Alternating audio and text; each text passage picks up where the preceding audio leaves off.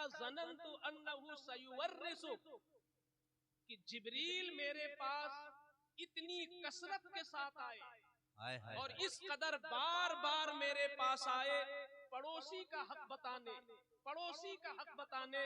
मुझे गुमान हुआ कहीं ऐसा न हो कि पड़ोसी का हक इस तरह फर्ज हो जाए कि वो मेरा वारिस कहीं न बन जाए। आप इससे अंदाजा लगा सकते हैं कि करीब वालों का हक कितना होता है जी। तो ठीक है आप बाहर को सुने मगर करीब के हक को भी पहचाने। बेशक बेशक। हजरत कारी साहब क़िबला इनकी तवाज़ो थी, मगर मैं साथ में लगा दूं कि मैं भी अपने को मेजबानी समझता हूं, इसलिए कि इस गांव में इतनी तकरीरें हुई हैं कि मुझे ऐसा लगता है कि ये मेरा वतन सानी हो गया है। क्या बात है, माशाल्लाह। और बहुत सारे लोग ये जान चुके हैं कि हम खाने में क्या पसंद करते हैं और तकरीर के बाद क्या पसंद करते हैं। क्या बिल्कुल वतन सानी जैसा माहौल हो गया है। जिस दारुल उलूम के आप प्रिंसिपल हैं, अब हमें इनकी इसलिए भी कद्र करनी है कि ये हमारे इलाके के बहुत ठोस और बहुत निडर और बहुत बेबाक और कोई भी स्टेज पर हो बहुत जमा कर बोलने वाले खतीब हैं। ये आज नहीं, जब मेरी नई नई फरागत हुई थी, शायद याद ना हो, जरवल रोड पर वो 12 का दिन गुजार कर 13वीं शब में वहां जलसा बड़ा होता था। तो मैंने पहली बार वहां पे सुना था, तो मैं सोच रहा था कोई बहुत मंझे मंझाए आलिमे दीन खतीब है माशाअल्लाह। तो मेरा अपना तसव्वुर था, जबकि वो हजरत की बिल्कुल ताजा तरीन फरागत थी। अरे वाह। मैंने कानपुर में इनका नाम इतनी दूर भर में देखा एक तो जब मैंने इतनी दूर भर में देखा तो मेरा दिल इतना बड़ा हो गया। क्या कहने, क्या कहने। कि ठीक है, सैयदे सालार का फैजान सिर्फ इस इलाके ही में नहीं बल्कि अवध से निकलकर माशाअल्लाह जहां जहां अल्हम्दुलिल्लाह मैंने देखा है कि बहराइच का कोई मामूली इमाम भी है तो छत्तीसगढ़ में भी जाता हूँ वो औरों पर फायक नजर आता है। दिल ये कहता है ये फैजान गाजी है। माशाअल्लाह माशाअल्लाह माशाअल्लाह। बड़ा फैजान है, क्या कहने, बड़ा फैजान है सरकार गाजी का। आज की ये तकरीब, ये जो कौसर भाई सरगोशी कर रहे हैं बार बार और कुछ अपनी बातें पेश कर रहे हैं,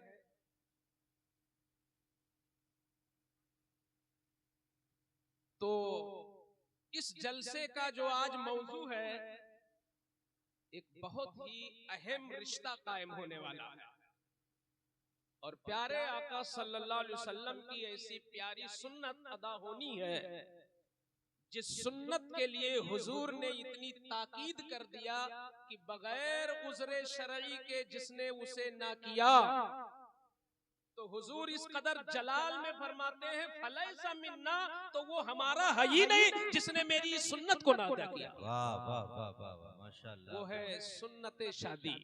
माशाअल्लाह। ये बड़ा अहम रिश्ता है। मुझे लगता है कि जमीन पर सबसे पहला रिश्ता भी यही हुआ। क्या कहने, माशाअल्लाह। आज हम सब आपस में रिश्तों में जकड़े हुए हैं, लेकिन आप जब देखेंगे कि हर रिश्ता किस रिश्ते से निकलता है तो आपको पता चलेगा अगर शादी न हो तो रिश्ते रुक जाएंगे। सही है, बेशक। हम खालू बाद में बनते हैं, मामू बाद में बनते हैं, चचा भतीजा भांजे मामू के ये रिश्ते बाद में, ये उसका सदका है। अगर शादियां बंद हो जाएं तो सारे रिश्ते खत्म हो जाएं। हक है, सही है, बेशक बेशक। आदम अलैहिस्सलाम का सबसे पहला रिश्ता जो हव्वा से हुआ यही तो था। तो पता ये चला ये रिश्ता बड़ा अहम है मियां बीवी का। इसीलिए मैंने कुरान की वो आयत पढ़ दी, वैसे मुझे डर लग रहा था पढ़ने में, क्योंकि कारी साहब क़िबला ने अल्हम्दुलिल्लाह बड़ी खूबसूरत आवाज है, आपने तरतील में पढ़ा था। अब हम तो उस आवाज के मालिक नहीं, मैंने डर के सोचा कि कम से कम अदायगी तो रहे जिससे हमारी गिरफ्त न हो सके। कोशिश मैंने किया और उस आयत का मैंने इंतखाब किया कि अगर हाफिज है तो उसे तो याद ही है, और कभी कभी अगर निकाह पढ़ाने का मौका मिलता है तो उसे भी याद है, जो काजियों को भी पढ़ना पड़ता है। सूरह निसा की पहली आयत। इस आयत के अंदर मैंने एक लफ्ज को चुना है अपनी तकरीर के लिए, वो है रिश्ता। अल्लाह फरमाता है, या अय्युहन्नासु तक़ू रब्बकुमुल्लज़ी खलक़कुम मिन नफ्सिन वाहिदा। ऐ लोगो, डरो अपने उस रब से जिसने तुम्हें एक जान यानी हजरत आदम से बनाया, जिसने तुम्हें एक जान से पैदा किया। व खलक़ मिन्हा ज़ौजहा, और उसी एक जान से अल्लाह ने उसका जोड़ा भी तैयार कर दिया यानी हव्वा को। आदम की बाईं पिस्तली से अल्लाह ने हव्वा को पैदा कर दिया। फिर क्या हुआ आगे? अब देखे आगे जो सिलसिला बढ़ रहा है, व खलक़ मिनहुमा रिजालन कसीरा व निसाअ। अल्लाह ने उन्हीं दोनों जोड़ों से, आदम और हव्वा के फैजान से, हिंदुस्तान से अमेरिका तक मुल्क के तूलो अर्ज में जितनी भी इंसानियत और मर्दो जन के जितने भी अफराद नजर आते हैं, वो किसी भी मजहब से ताल्लुक रखते हो, वो किसी भी मुल्क से ताल्लुक रखते हो, वो किसी भी तहजीब से ताल्लुक रखते हो, आपको जहां जहां कोई इंसानी शक्ल में नजर आए, आप जान लो कि ये फैजान आदम और हव्वा का है। अल्लाह ने उन्हीं दो जोड़ों से पूरी दुनिया तैयार कर दी है। तो अब आगे अल्लाह फरमाता है, वत्तकुल्लाहल्लज़ी तसाअलून बिही, लिहाजा डरो उस अल्लाह से, डरो उस अल्लाह से जिसके नाम से तुम सवालात करते हो कि खुदा के वास्ते माफ कर दो। जब तुम फंसते हो, अल्लाह के वास्ते दे दो, अल्लाह के वास्ते मेरी बात मान लो। ये जिस नाम का तुम वास्ता देते हो आपस में नाजुक वक्त में, अल्लाह फरमाता है उसी मौला से डरो। और किससे डरो? वल अरहाम, और रिश्तों से डरो, रिश्तों से डरो। तो रिश्तों से डरने का क्या मफहूम है? रिश्तों से डरने का जो मतलब मैंने समझा, रिश्तों की कदर करो और रिश्तों का हक अदा करो। रिश्तों से डरने का यही मतलब निकलेगा कि रिश्तों का हक अदा करो। इस वक्त भी हमारा आपका कोई रिश्ता है कि नहीं? मैं सुनाने वाला हूं, आप सुनने वाले। आपका मुझ पर भी कुछ हक है और मेरा आप पर भी कुछ हक है। ये रिश्ता मेरा कायम हो गया। आप सुनने आए हैं, आपने बुलाया है हमें, आप मेरे मेजबान हो, आप मेरे मुकद्दस मेजबान हो। मैं आपका हकीर सा मेहमान हूं, लेकिन हूं मेहमान, मेहमान हूं। दुनिया में किसी फर्द में मजाल नहीं कि वो किसी मेहमान को खिला सके। मेहमान आता है तो अपनी रोजी लेके आता है। वाह वाह वाह, बहुत अच्छे। और चंद मेहमानों को इज्जत देने वाले कान खोल के सुन ले, मैं बहुत हक बोलने का आदी हूँ। आप अगर सिर्फ चंद को इज्जतें देते हैं तो आप मेहमान को इज्जत नहीं देते, वो किसी की शोहरत को इज्जत देते हैं। मेहमान होता है वो बाइसे बरकत होता है। बेशक। बगल का कोई इमाम आया है वो मेरा मेहमान है, गांव के इमाम हैं वो मेरे मेहमान हैं। इनके कदम से भी बरकत होगी और 500 किलोमीटर से आने वाले के कदम से भी बरकत ही होगी। मेहमान वो भी है, मेहमान ये भी है। सुभान अल्लाह, सुभान अल्लाह। मैं तो यहाँ तक कभी कभी कहता हूँ कि अगर हम किसी ऐसे आले रसूल के लिए, जिस आले रसूल की आलमी शोहरत हो, मुल्क गिर शोहरत हो, और हम उससे मिलने के लिए अपने आप को कदमों में डाल दें, लाइन लगाए, भीड़ लगाए, इस इज़्दिहाम लगे, मगर एक दूसरा आले रसूल हो जिससे हम बढ़कर सलाम के भी रवादार न हो, तो इससे पता ये चलता है तुम्हारा अमल गवाही देता है तुम आले रसूल की कदर नहीं, तुम तो शोहरत की कदर कर रहे हो। तुम शोहरत बहुत अच्छे। वो नारे तकबीर, नारे रिसालत, मसलके आला हजरत, खलीफे हुजूर गुलजार मिल्लत, खलीफे हुजूर ताहिर मिल्लत, नारे तकबीर, नारे रिसालत। बहुत अच्छा। मेरे कहने का मतलब किसी को निशाना बनाना नहीं है, मेरे कहने का मतलब है कि आप कहीं भूल में न रहे, पकड़ कहीं डायरेक्ट अल्लाह के यहाँ न हो। आज ले उनकी बना, यहीं से जाग जाओ। वाह वाह वाह। ये उलमा तुम्हें जगाने आते हैं और तुम्हें हक दिखाने आते हैं। जब कभी भी अगर कभी आप बैठे हुए 4 मेहमानों में एक को कहीं बार बार आपने कहा हजरत और लीजिए, ये उन 3 की बहुत बड़ी हक तलफी है कि आपने किसी को तकरार के साथ कहा और दूसरे को आपने एक बार भी नहीं कहा। क्या बात है। कद्र करो, क्या अच्छा। इंसानियत की इज्जत करो, किसी की शोहरत की इज्जत नहीं की जाती। बेशक। हम मानते हैं 5 उंगलियां बराबर नहीं है, सारे नबी आपस में बराबर नहीं है, उनमें भी फजाइल है। क्या बात है। लेकिन हर नबी इतना ऊंचा है जहां हमारी सोच नहीं पहुंच सकती। सुभान अल्लाह, सुभान अल्लाह। कदर तो हर नबी की है, कदर हर वली की है, कदर हर आलिम की है, कदर हर इमाम की है, कदर हर सैयद की है और कदर हर मेहमान की है। बहुत अच्छे, बहुत अच्छे। अल्लाह फरमाता है रिश्तों से डरो, रिश्तों से डरो।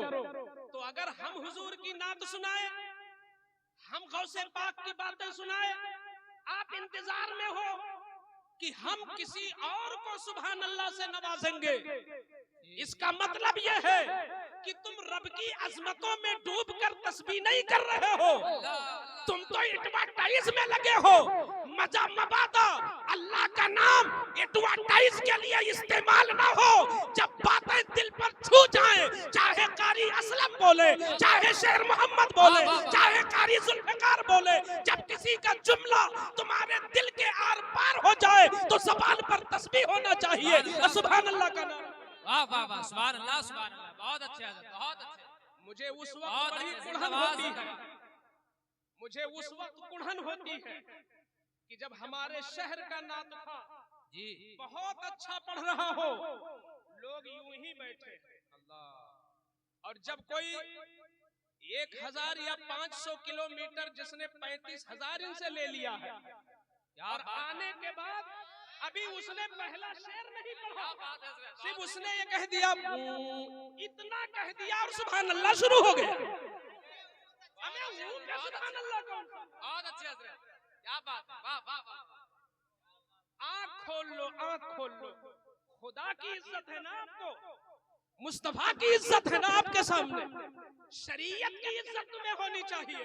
बात कौन कह रहा है, नया हो पुराना हो, छोटा हो बड़ा हो, करीब का हो दूर का हो, कोई भी हो, अगर बात सच्ची है तो नवाजिश होनी चाहिए, बात ऊंची है तो नारा लगना चाहिए। बहुत अच्छे हज़रत, बहुत अच्छे, बहुत अच्छा पैगाम। सुभान अल्लाह, सुभान अल्लाह। और वो लोग कामयाब कभी नहीं होते हैं जो अपने पड़ोसियों का हक नहीं अदा करते हैं। क्या बात है, बहुत अच्छे। पड़ोसी तुम्हारा हर वक्त काम आता है। जी, हम 150 किलोमीटर से आए हैं, आज आए हैं, अभी 1 घंटे के बाद हम नहीं रुकेंगे।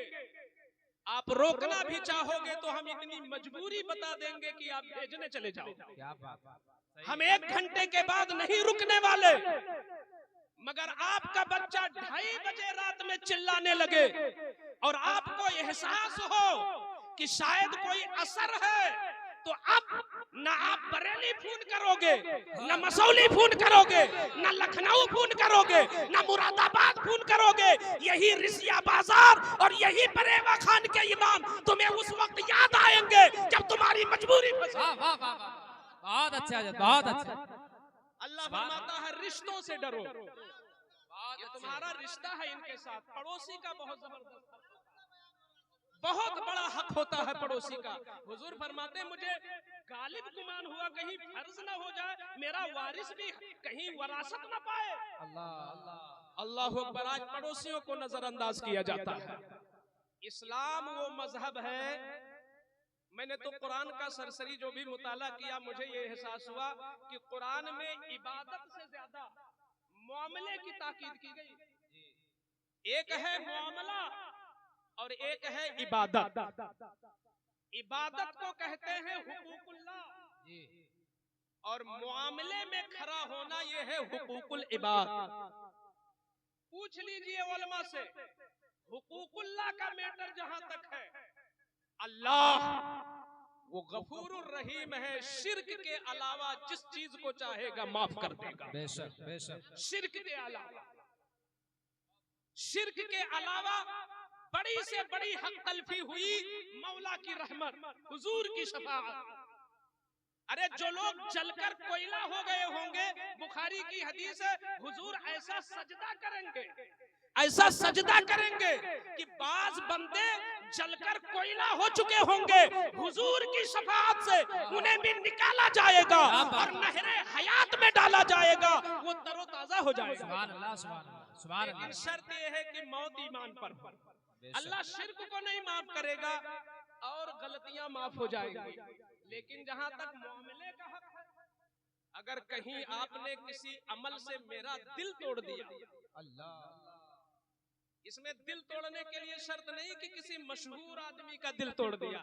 यूट्यूब में एक वीडियो ना हो और हजारों वीडियो पड़ी हो, दोनों का हक बराबर है आप पर। दोनों का हक बराबर है। किसी भी मोमिन का आपने दिल तोड़ दिया, अपने किरदार से उसको ठेस पहुंचा दिया, उसका हक पड़ोस नहीं अदा किया, उसका हक मेहमानी नहीं अदा किया, आप उनके शागिर्द हो, हक उस्ताजगी नहीं अदा किया, आप उनके बेटे हो, हक उबुवत नहीं अदा किया, आप उनके बेटे हो, हक उबुवत नहीं अदा किया, तो ये वो हुकूक हैं जिसको हुकूकुल इबाद कहते हैं। ये बंदों का हक है और बंदा कयामत में भी जब तक तुम्हें माफ नहीं करेगा, रब नहीं माफ करेगा, फरमाएगा पहले अपने भाई से माफ कराओ तब मैं माफ करूंगा। बहुत अच्छे, बहुत अच्छा पैगाम। तो अल्लाह फरमाता है वत्तकुल्लाहल्लज़ी तसाअलूना बिही वल अरहाम, अल्लाह से भी डरो और रिश्तों से डरो। ये देखो कि हमारा किससे क्या रिश्ता है। तो आपका हमारा रिश्ता क्या है? सुनने सुनाने का। तो मेरी जिम्मेदारी है कि मैं सही रिवायत सुनाऊं, मेरी जिम्मेदारी है कि जिस बात पर मुझे यकीन हो मैं वही सुनाऊं। आपका मुझ पर हक यह है कि आपकी जो जरूरत हो वो मैं सुनाऊं। आपका मुझ पर हक ये है कि आपके मतलब की और काम की बात सुनाऊं, और आपका हक ये है कि आप इतना गौर से सुने, इतना गौर से सुने कि आपके दिल की तख्ती पर नोट हो जाए और उस पर अमल करने की हिम्मत बना ले। ये आपका हक है, बेशक, ये हम पर, आप पर मेरा हक है, हमें सही सुनाने का, आपको सेहत के साथ सुनने का। दोस्तों, लोग तकलीदी मिजाज रखते हैं। बड़े बड़े उर्सों में देखता हूँ, बड़ी बड़ी भीड़ में देखता हूँ कि बाज खतीब इस तरीके से बोल रहे हैं कि माइक भी नहीं समझ पा रहा हजरत क्या बोल रहे हैं। कभी कभी वो स्पीड होती है और वो रफ्तार होती है और वो अंदाज होता है कि खुद माइक नहीं समझ पाता और क्लियर तौर पर आगे नहीं बता पाता, अब माइक नहीं सुन पाता। लेकिन अगर वहाँ बैठे हुए पीर ने उछल के नारा लगा दिया तो अब मजमे में मत पूछिए, हर बंदा नारा लगा रहा है, हर बंदा जोश में है। मतलब क्या है? तूने अंधी तकलीद किया, खुदा ने आंख दिया है, खुदा ने कान दिया है, खुदा ने दिल दिया है, खुदा ने दिमाग दिया है। जब बातें तुम्हारे दिल पे चुभ जाए तो मौला की अजमत को पुकार उठो, ऐ मौला, जिस पढ़ने वाले को तूने इतनी सलाहियत दी है, तू कितना अजीम है कि तेरा बनाया हुआ बंदा इतना अच्छा पढ़ता है। सुभान अल्लाह, सुभान अल्लाह। नारे तकबीर, नारे रिसालत, मसलके आला हजरत, जश्न गौसुल वरा कॉन्फ्रेंस, नारे तकबीर, नारे रिसालत। वल अरहाम, रिश्तों से डरो। जनाब कौसर भाई की दुख्तर प्यारी बेटी, मैं जब तस्वुर करता हूँ कारी जुल्फकार साहब चले गए, हजरत मौलाना कारी असलम साहब या जितने भी यहाँ लोग बैठे हैं जो साहिब औलाद हैं, जो साहिब औलाद हैं, जरा तस्वुर करें जिनकी बेटियां 12 साल 15 साल 16 साल की हो चुकी हैं, उन्हें कभी कभी तन्हाई में ये ख्याल बहुत सताता है, जब उन्हें ये अचानक याद आता है कि 5-6 साल के अंदर मेरी बच्ची किसी और के हाथ चली जाएगी। कुछ ऐसी चीजें होती हैं जिन्हें जुमलों में निभाया नहीं जा सकता, दिल से एहसास किया जाता है। जब तक मेरी भी बच्ची बहुत छोटी थी या बच्चे नहीं थे तो मैं भी इस चीज को नहीं समझ रहा था, एक रस्मी तौर पर समझ रहा था यूं ही। लेकिन अब मुझे एहसास हो रहा है, मेरा रिश्ता है मेरी बेटी से, ये कहीं से मुझे गम नहीं है कि मैं गाड़ी कहां से दूंगा, क्योंकि अल्लाह ने नवाजा भी है। लेकिन मैं समझता हूं कोई भी बाप है उसे गाड़ी की यानी दामाद को गाड़ी देनी पड़ेगी, इसकी फिक्र कम होती है मेरी बेटी पर कब्जा किसी और का होगा, मर्जी उसकी चलेगी। वो चाहेगा तो बीमार बाप को देख सकती है और बाप का जनाजा देख सकती है, और शौहर न चाहे तो बीवी, उसकी बीवी है, अपने सगे बाप के जनाजे में भी नहीं जा सकती अगर शौहर इजाजत न दे। ये बताओ एक बाप के लिए कितना बड़ा चैलेंज है ये? एक बाप के लिए कितना बड़ा चैलेंज है? 22 साल और 24 साल तक जिस लाडली को तुमने पाला है, जब उस लाडली को किसी के हवाले करोगे और ये नजरिया होगा कि अब उसकी मर्जी चलनी है, चाहे तो बंबई ले जाके रखे 10 साल बाद आए और चाहे तो सऊदी अरब का निवासी बन जाए, आए ही ना, अब इख्तियार शौहर को है। एक बाप का दिल, उसका कलेजा मुंह को आ जाता है। मैं पूछना चाहता हूं, जरा हम अंदर घुसे, अपने अंदर दिल से पूछे, ये बताओ एक बाप को जहेज देना ज्यादा भारी है, एक बाप को अपने दामाद होने वाले दामाद को जहेज देना अहम है कि अपनी परवरदा पाली हुई बेटी को देना ज्यादा अहम है? बोले क्या अहम है? बेटी देना ना। माल तो हाथ का मैल है, आज हमने दे दिया, कहीं से फिर कमा लेंगे। माल की फिक्र नहीं है, फिक्र इस चीज की है कि मैं अपनी नूरे नजर किसी और को देने वाला हूं, और वो भी बच्चियां जितनी बड़ी होती जाती हैं बाप की मोहब्बत बढ़ती चली जाती है। अच्छा, एक चीज आप लोगों ने गौर किया होगा कि हमारे सारे माल का वारिस हमारा बेटा बनेगा। हालांकि कुरान की रोशनी में पूरा वारिस नहीं, आधा मेरी बेटी है, आधे माल की वारिसा बेटी है, आधे से और डबल बेटा है।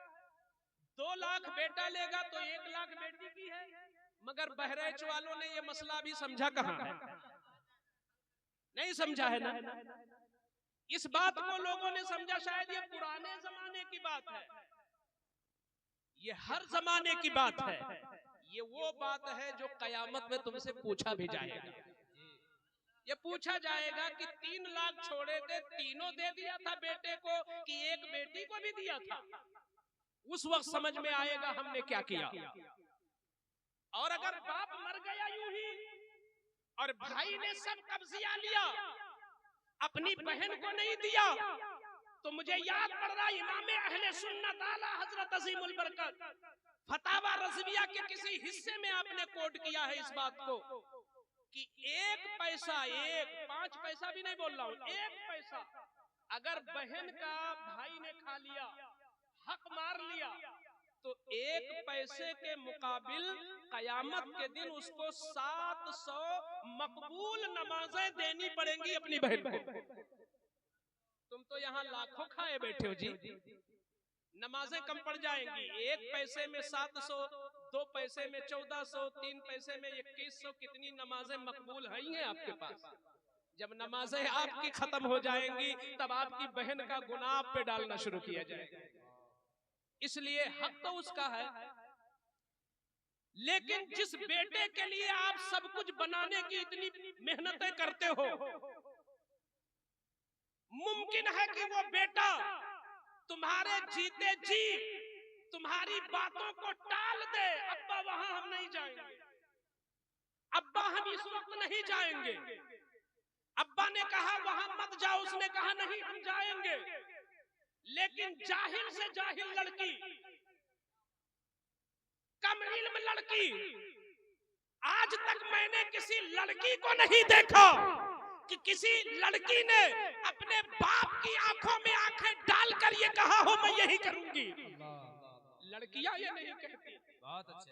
लड़कियां बहुत वफादार होती हैं, लड़कियां दिल की बहुत नर्म होती है।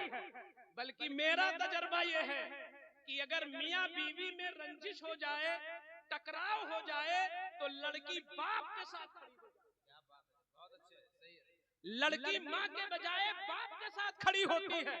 क्या लड़कियों की मोहब्बत है, प्योर मोहब्बत है, बहुत ओरिजिनल मोहब्बत है। बाप लड़की चाहे जितनी बीमार हो, कमजोर हो, उसकी आंखों में नींद का खुमार हो, वो किसी मर्ज में मुब्तला हो, मगर बाप अगर कह दे बेटी पानी लेके आओ, तो हरगिज कोई बहाना बेटियां जानती ही नहीं है। अगर बाप ने काम कहा है तो बेटी फौरन चलती है। मगर जिसके लिए हम सारा काम कर रहे हैं, जिसके लिए माल जमा कर रहे हैं, वो बेटा कभी भी इनकार कर सकता है, कभी भी आंख दिखा सकता है, कभी भी हमें जलील कर देता है। तो अब जब ऐसी वफादार बेटी को हम सुन्नत के अदायगी के वक्त, शादी के वक्त हम किसी और के हाथ देते हैं और उसको हवाले करते हैं, जब हमारी बेटी रुखसत हो रही होती है तो एक बाप का दिल चुकना चूर हो जाता है कि जिसने हमारी बात को कभी नहीं टाला, जिसने हमको कभी अबे तबे नहीं कहा, जिसने कभी आंखें नहीं मिलाई, जो कभी टर्रा के नहीं बोली, जिसका अंदाज कभी गुस्ताखाना नहीं हुआ, जिसका लहजा कभी ऊंचा नहीं हुआ, आज वो वफादार नूरे नजर मेरे हाथों से जा रही है। बाप का कलेजा इस तसव्वुर से पानी पानी है, मगर वो दामाद बनने वाला कितना बड़ा फटीचर है कि अगले ने 22 साला बच्ची को दे दिया है। अब ये नादान उसी बाप से गाड़ी भी मांगता है, उसी बाप से जहेज भी मांगता है। बहुत अच्छे। सुभान अल्लाह, सुभान अल्लाह। जरा तसव्वुर करो, जिसने भी जहेज मांगा है या मांगने का, हमें तुम्हारा बच्चा डॉक्टर है तो क्या मतलब बच्चे को बेचोगे? आज ये भी हजरत मेरा बेटा ये करता है लिहाजा जहेज इतना चाहिए। तुम्हारा बेटा बहुत बड़ा है तो अल्लाह का शुक्र अदा करो। या जितना मालदार तुम्हारा बेटा है तुम समधी से उतना ही वसूलोगे। तुमने बच्चे को बेचा है कि उसने बच्ची को बेचा है? ये भी तो है भाई। अइम्मा किराम जरा तसव्वुर करें, ये बताएं, दामाद नहीं जाता है रुखसत होके, लड़की आती है ना रुखसत होके, लड़की आती है तो एक इंसान ने अपनी नूरे नजर को तुम्हारे हवाले कर दिया, पाला उसने, खिलाएगी बना के तुम्हें, इज्जत का तहफ्फुज उसने किया नौजवानी में और खिदमत तुम्हारी करेगी। वो अपना सब कुछ तुम्हारे हवाले कर रहा है, तुम तो अपने घर मस्ती में बैठे हो और मजीद उधर से डबल तुम जहेज भी मांग रहे हो। तुम्हें शर्म नहीं आती? एक बाप की इतनी बड़ी कुर्बानी थी कि उस बाप ने कलेजे पे पत्थर बांध के अपनी बेटी को तुम्हें दे दिया। इसका शुक्र ये था कि ऐ बनने वाले दामाद, ऐ बनने वाले दामाद, अगर तू आलिम भी है तो आज तेरे 3 बाप हो गए। एक बाप जिसने तुझे पैदा किया, दूसरा बाप जिसने पढ़ाया और तीसरा बाप वो है जिसने अपनी बेटी को तुझे दे दिया। सुभान अल्लाह, सुभान अल्लाह। बहुत अच्छा पैगाम। ससुर तो बाप होता है, क्या बात, वो बाप का दर्जा रखता है। और तुम हो कि दाएं बाएं से, तुम हो कि दाएं बाएं से जहेज के चक्कर में हो। रिश्तों से डरो, वो जो रिश्ता तुम्हारा कायम हो रहा है जिस समधी से, वो तुम्हारा बाप बन रहा है, और उसने इतनी बड़ी कुर्बानी दे दी कि 20 साला, 25 साला, 24 साला, 22 साला पाली हुई लखते जिगर को तुम्हारे हवाले कर दिया एक जुमले में। और फिर जरा देखो क्या इस्लाम का निजाम है। इस बनने वाले दामाद को तो सजदे शुक्र में पड़ा रहना चाहिए जी, सजदे शुक्र में पड़ा रहना चाहिए कि वो जो लड़की आ गई, एक रोटी इसकी नहीं खाई है आज तक। वो 20 साल तक पाला है माँ बाप ने, और आज पहले दिन जैसे इसने कहा कबिल, तो मैंने तुझे कबूल कर लिया, तो शरीयत कहती है, हुजूर से पूछा गया कि जब शौहर ने कबूल कर लिया कि कबिल, तो अब इस लड़की पर सबसे ज्यादा हक किसका है? तो हुजूर फरमाते हैं अल्लाह रसूल के बाद शौहर ही का हक है। वाह वाह वाह, सुभान अल्लाह।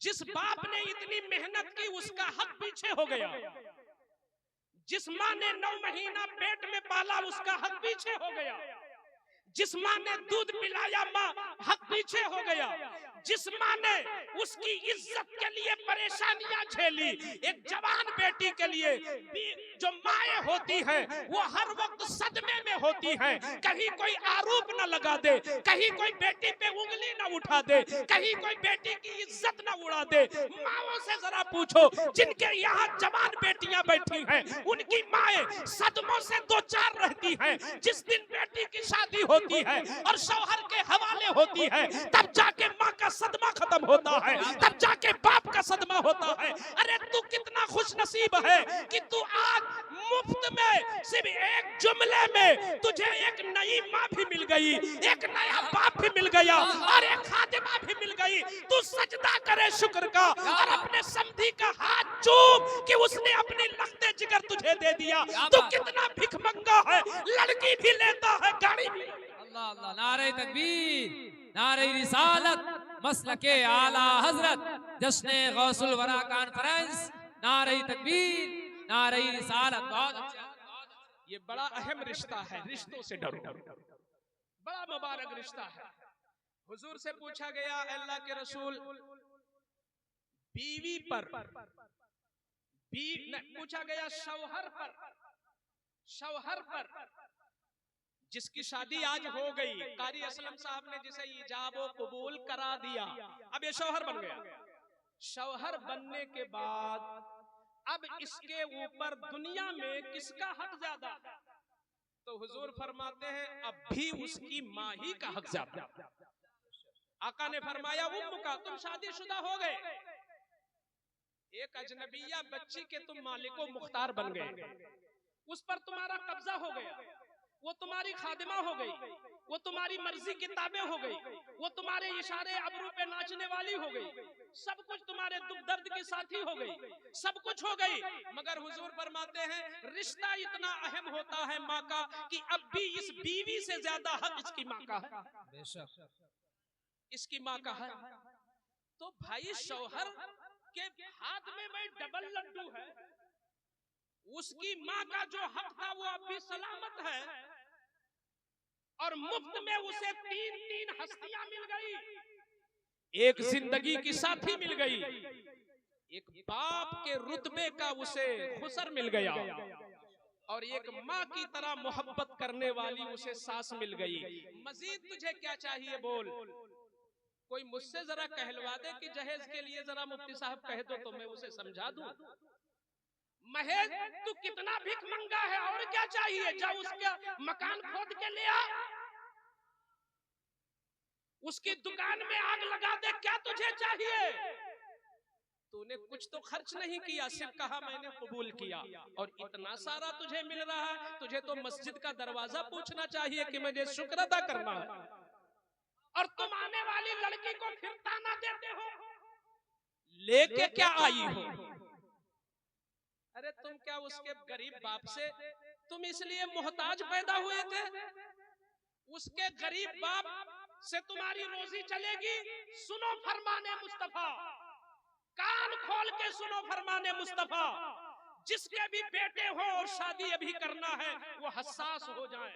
जी आका फरमाते हैं जिसने इस लालच में शादी किया कि फलानी से करो ताकि जहेज ज्यादा मिले, अल्लाह अल्लाह ऐसी लड़की तलाशो कि उसका कोई भाई ना हो, अल्लाह ऐसी लड़की तलाशो की अकलौती हो ताकि पूरा ले ले हड़प ले। अल्लाह जिसने ये मिजाज बनाया, हुजूर फरमाते हैं अल्लाह का फैसला ये है कि ये हमेशा गरीब ही रहेगा क्योंकि इसका मिजाज गरीब है। जिंदाबाद जिंदाबाद जिंदाबाद। लड़की अकलौती हो या नहीं देखा जाता, ये तलाशो कि उसके 8 भाई हो, जरूरत पड़े तो तुम्हारे दस्तो बाजू बन के खड़े। माशाल्लाह माशाल्लाह। तुम गाड़ी के लिए मरते हो, तुम जमीन के लिए मरते हो, ऐसा घराना तलाशो जहां बहुत सारे लोग हो, ताकि तुम जब कभी एहतिजाज करो, अगर मुस्तफा के नामूस की बात आए, गौसे आजम के नामूस की बात आए, सैयदे सालार के तकद्दुस की बात आए, तो तुम्हारा ससुराल खड़ा हो जाए तो लगे कोई मजमा है कि हम हुजूर के लिए एहतजाज कर रहे हैं। हुजूर तो ये ज़हन दे रहे हैं और तुम गाड़ी के चक्कर में हो। कभी भी जहेज मांगना नहीं, मांगने वाले पे लानत है। हाँ, अगर कोई देता है तो कबूल कर लेना अच्छी बात है। माशाल्लाह माशाल्लाह। मांगना, मांगने वाले पे लानत है। बेटी में ये कभी ना देखो, बेटी में तुम्हें क्या देखना है, बेटी में क्या देखना। हुजूर ने 4 चीजें बताई थी, लेकिन ताकीद किया था चौथी चीज की। जी जी जी। फरमाया हुस्न देखो और मालदारी देखो जी, नसब देखो जी जी, लेकिन सबसे ज्यादा तकवा देखो। आए वाह वाह वाह। हम इस पे अमल नहीं करेंगे तो क्या यहूदी अमल करेगा? अल्लाह ये हुजूर के बताए हुए नुस्खे पे अमल कौन करेगा? तरीके मुस्तफा को छोड़ना है वजह बर्बादी। हक है जिंदाबाद। तुमने हुजूर के तरीके को छोड़ दिया। हुजूर ने बड़ा प्यारा नुस्खा दिया था कि शादी में लड़की में देखना क्या चाहिए। अगर कौसर भाई की लड़की का इंतखाब किसी ने किया है तो उसको ये देखना चाहिए था कि इनकी लड़की नमाजी है कि नहीं। वाह वाह वाह। और सबसे फर्स्ट नंबर पे जो पहला जीना है, अल्लामा बैजावी बहुत बड़े मुफस्सिर हैं और तफसीर बैजावी तफसीर की सबसे मोतबर और इंतहाई जामे किताब है। उसमें कहते हैं अल्लामा बैजावी कि ईमान का और तकवे का जो पहला जीना है वो है अकीदे की सेहत। अकीदा सही हो। सबसे पहले लड़की में क्या देखना है? अकीदा सही। अल्लाह। और दूसरे नंबर पे देखना है आमाल सही हो। अकीदा दुरुस्त हो, आमाल सही हो। इन दोनों चीजों की तरफ पंचों की नजर नहीं जाती। जिन पंचों को बुला के हम जाते हैं शादी लगाने, वो पंच भी बड़े निराले हैं। पूछते हैं भैया कितनी जमीन है? जी जी। नहीं, बंबई में है। क्या अपना होटल है कि नौकरी करते हैं? तुम ये चीजें पूछते हो, तुम्हें शर्म नहीं आती? तुम गए हो रिश्ता लगाने। इसका मतलब रिश्ता देखने का हक उसे है जिसे शरीयत का इल्म भी। अगर तुम नाना मामू फूफू खालू इनको बुलाते हो तो किसी इलाके के आलिम को भी बुलाया करो। चलो तुम देख लो, हमें रिश्ते का इंतखाब। क्या कहने भाई, माशाल्लाह माशाल्लाह। क्योंकि पहला जीना है अकीदा और दूसरा नंबर है अमल। जो लड़की अपने बाप की वफादार होगी वो लड़की अपने ससुर की भी वफादार होगी। जो लड़की अपनी माँ की इज्जत करेगी वो लड़की अपनी सास की भी इज्जत करेगी।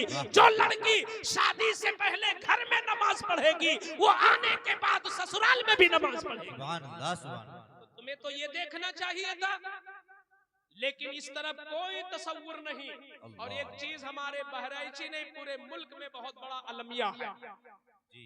आज जो हमारे ईमान पे हमले हैं वो सबसे बड़ा हमला रिश्ते के जरिए। अल्लाह अकबर, अल्लाह। शायद कुरान में कहा गया कि रिश्ते से डरो, तो यहाँ रिश्ते की नजाकत बताई जा रही है कि नया रिश्ता कायम करो तो देख लो ईमान का, अल्लाह। क्योंकि उस रिश्ते का हमें एहतमाम भी तो करना होगा।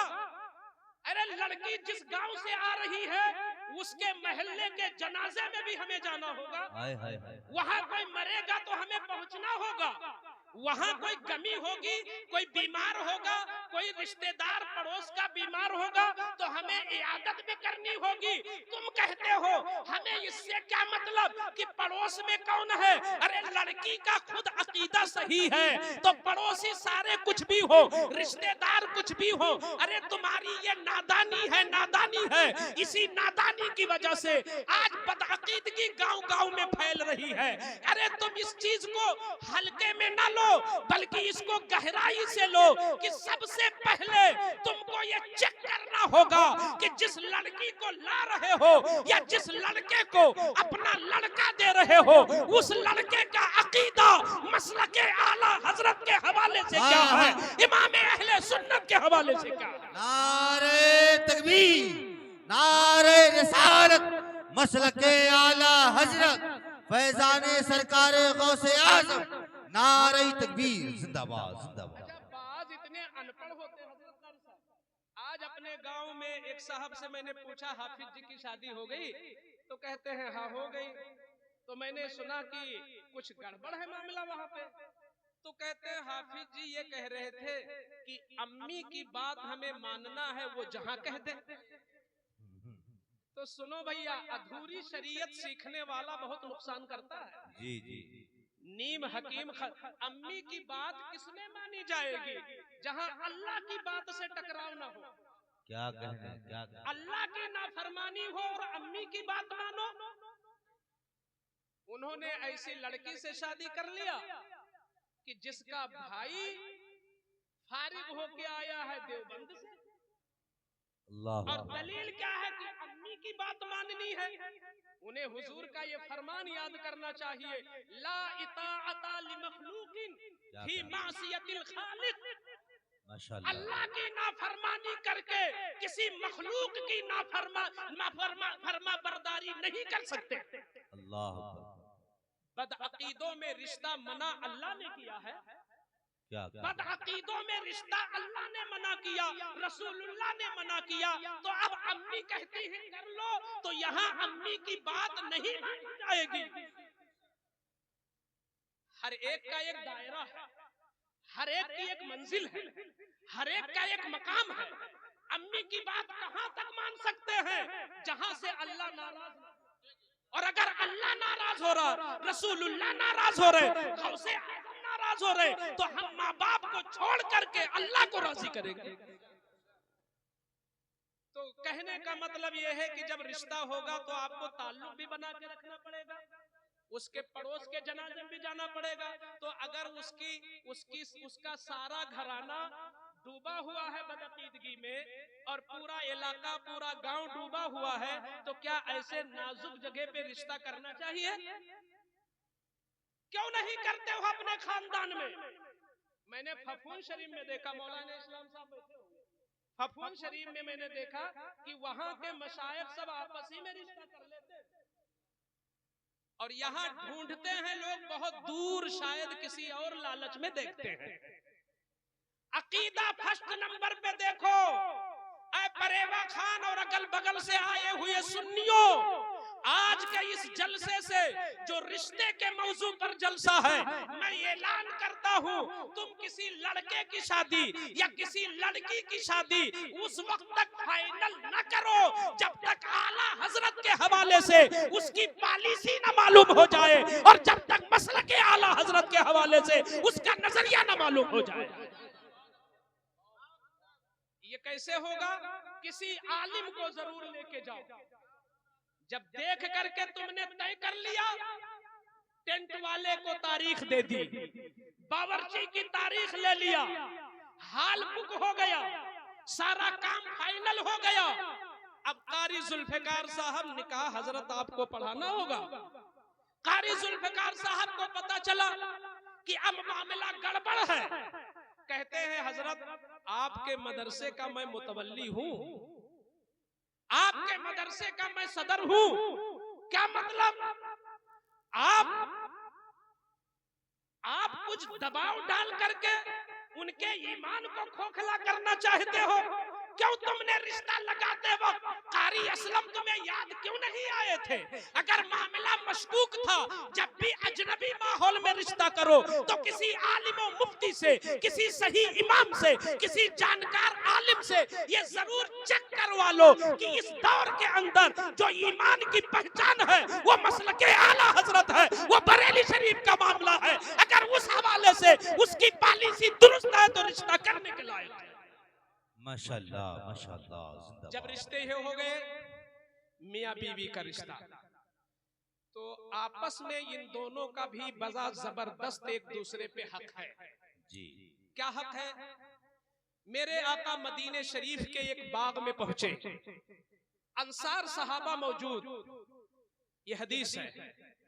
हुजूर जब पहुंचे तो क्या शान मुस्तफा है, अल्लाह अल्लाह, क्या अजमत मुस्तफा है, अल्लाह अल्लाह।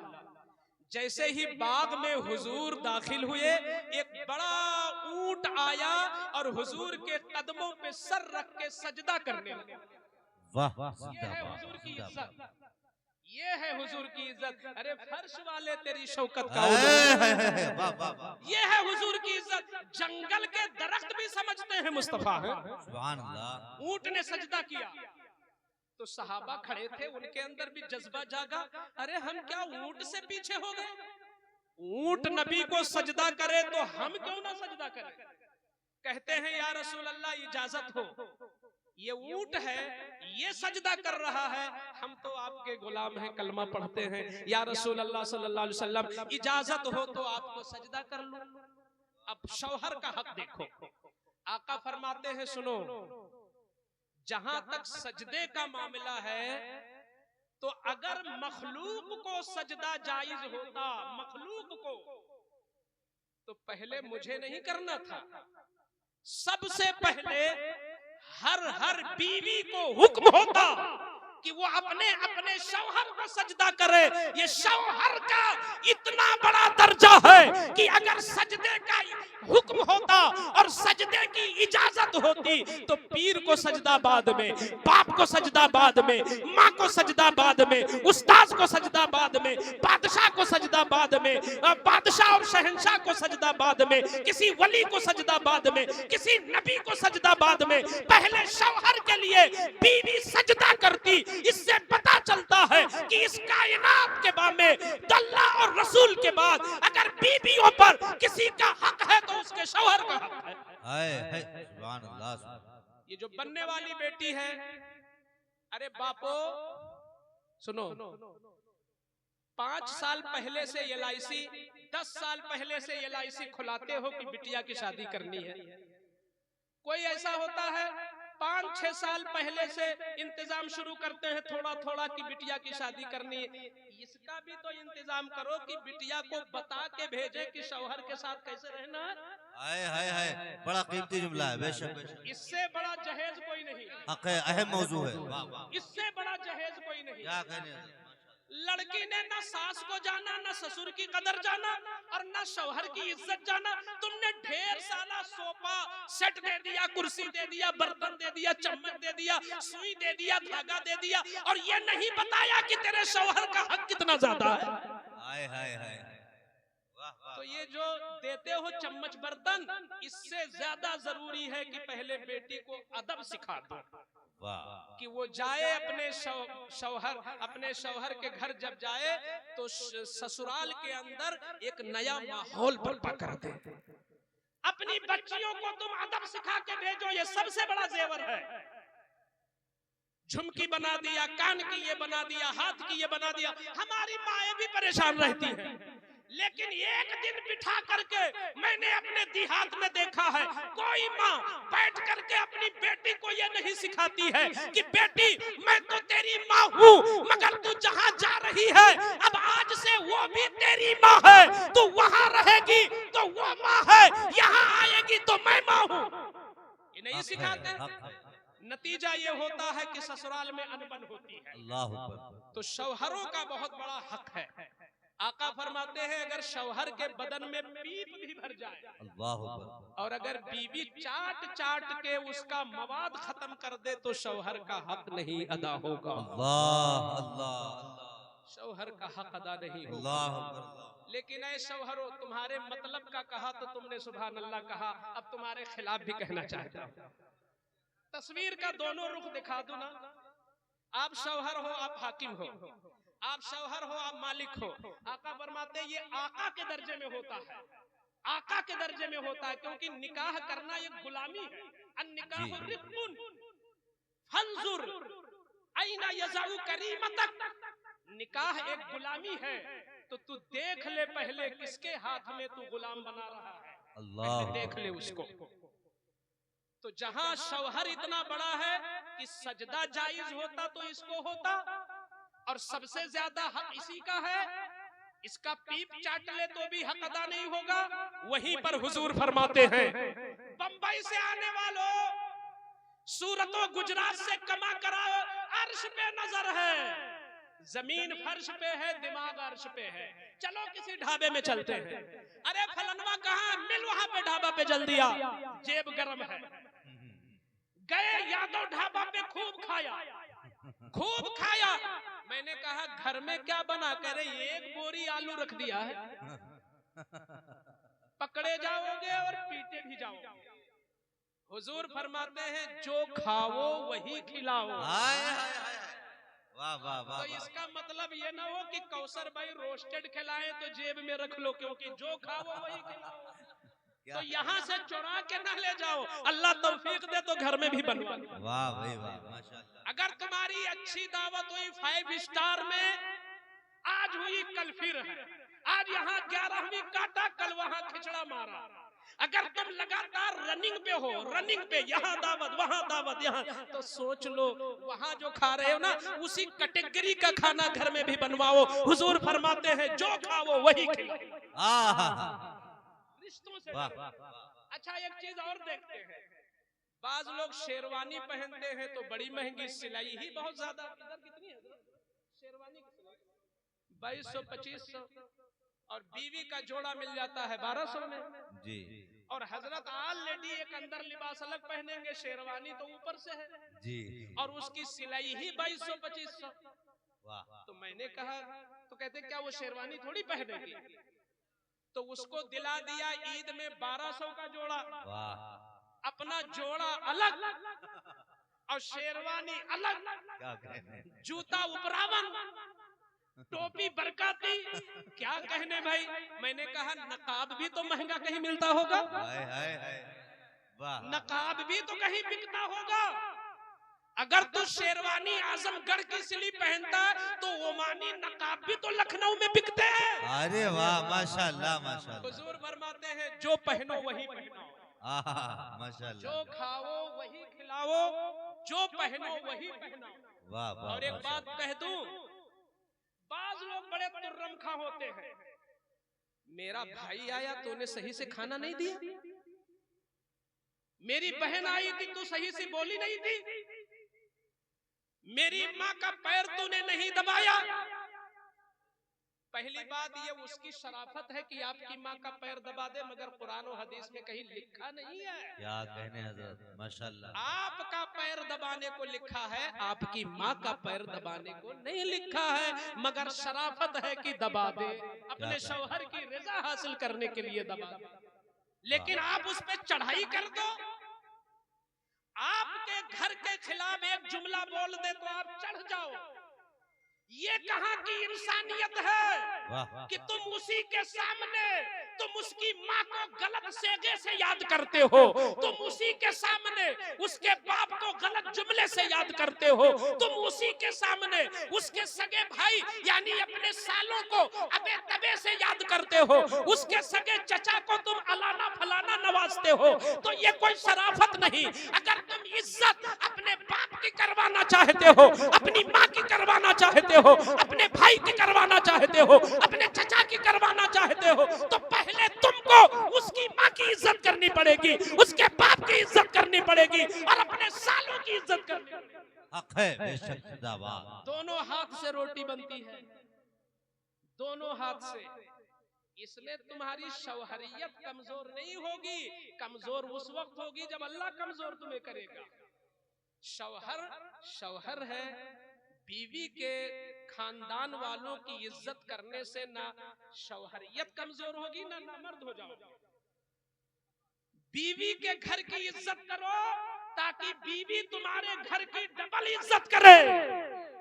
माहौल खुशगवार बनाओ, रिश्तों को मजबूत बनाओ, मुस्तहकम बनाओ। वो जाहिलियत का जमाना चला गया जब हम रिसिया में पढ़ते थे। वाह वाह। वो जाहिलियत का जमाना चला गया जब हम रिसिया में पढ़ते थे और लोग तांगा से चलते थे। हम भी यक्का से जाते थे रिसिया मोड़, मगर इतने लाशऊर थे हम कि पैसा सब खर्च कर देते। एक पैसा भोपतपुर जाने का नहीं होता तो यूं ही निकलते और हर साइकिल वाले से कहते थे जरा थोड़ी दूर बिठा लो, जरा थोड़ी। इस तरह हम भोपतपुर पहुंचते थे। वाह वाह, क्या कहने। तो वो जाहिलियत का जमाना था, वो बड़ा पुराना जमाना था। यक्का तांगे वाला सब चला गया। अब ऐसा नहीं चलेगा कि तुम्हारे साथ खेत में बीवी काम करे और वहां से लाके लाठी चर्र से मारो कि गरम रोटी भी लाओ। अब बीवियां अपना हक पहचानती हैं। अब शरीयत के इल्म बढ़ रहा है, अब फरोग पा रहा है इल्म दीन। यूट्यूब पे लोगों को सुना जा रहा है, तकरीरें घर घर पहुंच चुकी है, लोगों के बयानात पहुंच चुके हैं। अगर तुम हाकिम हो, वो तुम्हारी महकूमा है, तो दोनों को शरीयत ने कहा है कि अगर शौहर की गलती है, अगर शौहर की गलती है और बीवी नाराज होकर सो गई तो शौहर की जिम्मेदारी है कि अपनी बीवी को मनाए, और बिन मनाए सो गया और बीवी पूरी रात टेंशन में पड़ी रही तो आका फरमाते हैं ये शौहर कितनी भी नमाज पढ़े, कितनी भी इबादत करे, मगर बीवी नाराज है, इसलिए इस पर खुदा की लानत बरस रही है। बीवी की गलती है, शौहर नाराज है। अल्लाह अल्लाह। बीवी की गलती से शौहर नाराज है तो अब बीवी चाहे जितना न्याज कराए, मगर जब तक शौहर राजी नहीं होगा बीवी पर लानत बरसती रहेगी। ये रिश्ते बड़े मजबूत हैं, बड़े मुस्तहकम हैं। चलते चलते मैं ये भी बता दूं ऐ मेरे नौजवानों, आज हमारे शहरे बहराइच में मैं जहां जहां देहातों में जाता हूं, हमारी बूढ़ी माएं बस एक ही रोना है उनके पास जी, एक ही रोना है।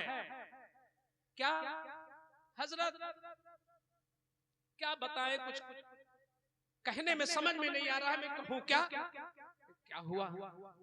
तो कहती है कि मेरा बेटा जो है गुलाम हो गया, मेरा बेटा गुलाम हो गया। बताइए हजरत, मैंने पेट में रखा है कि वो फलाना की आई है, वो अपने घर से लाई थी क्या? मैंने कहा अम्मा जरा इल्म तो सीखो, लाई तो नहीं है पर तुम्हारा बेटा उसका हो गया। हाय हाय हाय, वाह वाह। वो ये चाहती है कि बीवी को चुपके से मिल ले लेकिन सामने इज्जत ना दे। वो चाहते हैं रात में छुप छुपा के दड़वार तड़क के जाके कहीं मिल ले मगर सामने इज्जत ना दे। ये तो उस जमाने का था जब हम रसिया में पढ़ते थे। जी जी जी। अब ये नहीं चलता है, अब तो ये चलता है कि उसी रकाबी में बीवी खा रही, उसी में शौहर भी खा रही। वाह वाह। और ये कोई गुलामी नहीं है, हुजूर की सुन्नत अदा हो रही है। माशाअल्लाह। तो सुन्नत अदा करने में दिक्कत क्या है आपको? सुन्नत अदा करने में दिक्कत क्या है आपको? सुनो आका की हदीस सुनो। आका बुखारी की हदीस है, आका इरशाद फरमाते हैं मोमिन का हर अमल सदका है। अगर किसी को मोहब्बत से देख लिया सदका है, अगर किसी से मुस्कुरा के मिल लिया सदका है, अगर किसी की तकरीर में हौसला अफजाई कर दिया सदका है, अगर किसी को नात पढ़ने में इनाम दे दिया सदका है, अगर किसी को रास्ता बता दिया सदका है, अगर रास्ते से कंकड़ हटा दिया सदका है। आका फरमाते हैं हत्ता तजअला फी हत्ता मा तजअला फी इमरातिका, यहाँ तक कि वो लुकमा भी सदका है जो मोहब्बत से तू अपनी बीवी के मुंह में डाल। जिंदाबाद जिंदाबाद। वाह वाह वाह वाह, सुभान अल्लाह, सुभान तो इल्म को आप करो। मैंने कहा माँ इज्जत आपकी है, मोहब्बत बीवी से भी है, अल्लाह। मोहब्बत बीवी से।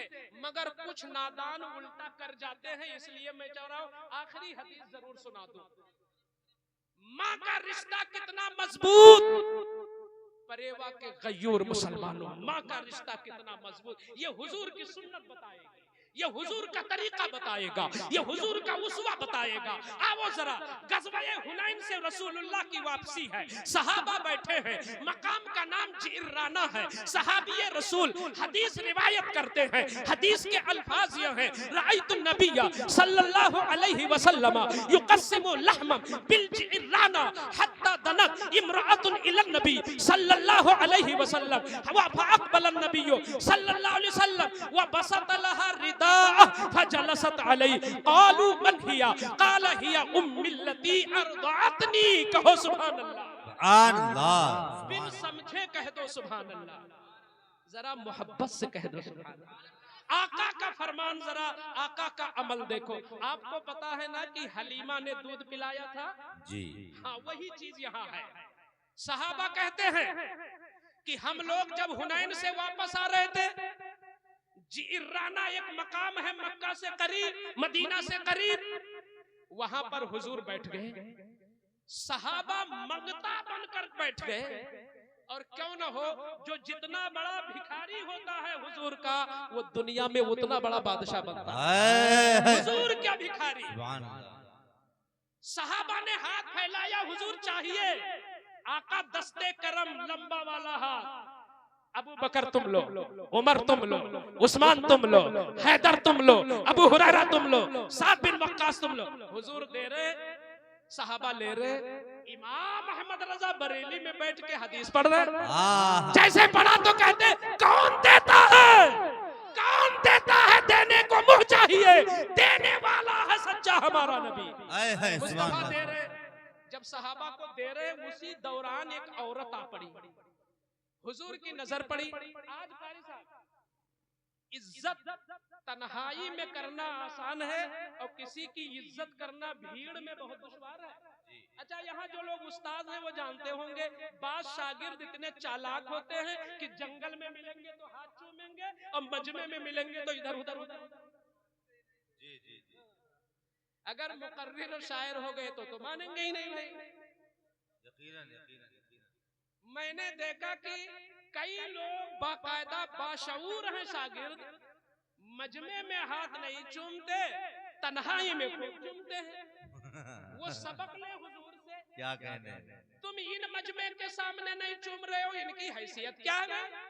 ये तो जो तुमसे प्यार करते हैं, जब तक तुम्हारे सीने में दम है प्यार करते, वरना ये रजीउल्लाह को भूल गए, ये मुफ्ती गुलाम मोहिउद्दीन को भूल गए। हम किस खेत के हैं भाई? सीने में दम है तो इज्जत, वरना जाओ कहीं पे। तो तुम इस मजमे के सामने इज्जत नहीं करते हो। हुजूर ने सहाबा के बीच में अपनी माँ की इज्जत किया। सहाबा बैठे हैं मगर हुजूर खड़े हो गए। कहो ना सुभान अल्लाह।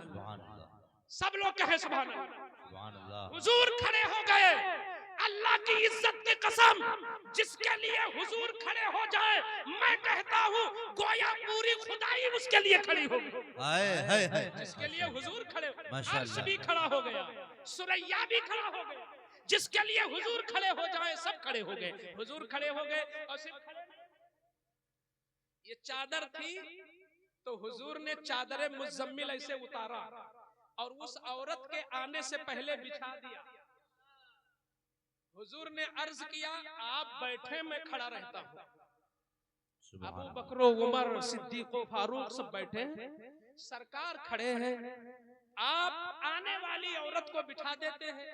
जब तक वो औरत बैठी रही, हुजूर यूं ही अदब में खड़े रहे। सुभान अल्लाह, सुभान अल्लाह। रिश्ता देखो जरा, रिश्ता देखो, रिश्ते की कदर जरा देखो। रसूलुल्लाह जब खड़े रहे तो ये जो सामईन थे वहां पे सहाबा, वो हैरत में डूब गए। ताज्जुब से उनके पैरों तले जमीन खिसक गई। ये कौन औरत है जिसके लिए अक्सा में इमामत करने वाला पैगंबर खड़ा? ये कौन औरत है? जिसके लिए अक्सा का इमाम खड़ा, आदम का इमाम खड़ा, यूसुफ याकूब का इमाम खड़ा, कौन है ये? तो जब सहाबा ने पूछा या रसूल अल्लाह मन हिया, तो आका ने प्यार से फरमाया हिया उम्मिल्लती अर्दअतनी, ये मेरी वो माँ है जिन्होंने दूध पिलाया। सुभान अल्लाह, सुभान अल्लाह, हाय हाय हाय, वाह वाह, ये मेरी वो माँ है। वाह वाह वाह, ये वो नारे तकबीर, नारे रिसालत, मसलके आला हजरत, माशाअल्लाह माशाअल्लाह। दरगाह शरीफ के इमाम साहब आए हैं माशाअल्लाह, बहुत सुलझे हुए हैं और पढ़े लिखे आलिम दीन हैं। ये पसंद नहीं करते हैं कि जिक्र के दरमियान मेरे लिए नारा लगे, नारा ये नहीं आपने पसंद करते, इसलिए कि हम भी नहीं पसंद करते। मैंने इसलिए ये ताबीर की है कि हम भी नहीं पसंद करते, और ये सिर्फ कहने की बात नहीं है कि मेरी तकरीर का तसलसल न टूटे, मेरी तकरीर का तसलसल न टूटे, मैं इसलिए नहीं कह रहा हूं। मैं हर जलसे में तकरीबन ऐलान करता हूं, कारी जुल्फिकार साहब जानते होंगे, मैंने परेवा वहां उस दिन कटिलिया में भी शायद ये जुमला कहा था कि आने वाला कुछ भी वो है तो रसूल का गुलाम, और ये जिक्र रसूल, ताज़ीम जिक्र रसूल सबसे ज्यादा अहम है। माशाअल्लाह। हम तो कहते हैं चाहे नात चल रही हो फिर भी शायद बीच में नारा नहीं लगना चाहिए। हम नारे से किसी को इज्जत न दें, दिल से इज्जत